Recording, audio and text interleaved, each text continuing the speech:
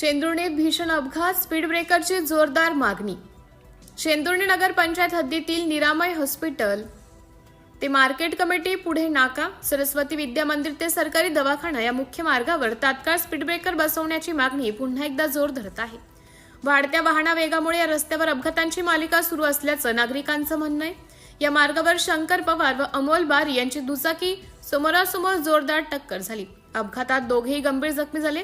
तात्काळ त्यांना उपचारासाठी निरामय हॉस्पिटल येथे दाखल करण्यात आले। प्राथमिक उपचारानंतर अमोल बारी यांची प्रकृती चिंताजनक असल्याने त्यांना पुढील उपचारासाठी पाचोरा येथे हलवण्यात आले आहे, तर शंकर पवार यांना अधिक उपचारासाठी जळगाव येथे रेफर करण्यात आले आहे।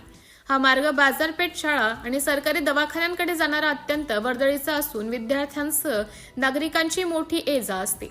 त्यामुळे या ठिकाणी तातडीने स्पीड ब्रेकर, इशारा फलक व रस्ता सुरक्षा उपाययोजना कराव्यात अशी ठाम मागणी नागरिकांकडून होत आहे।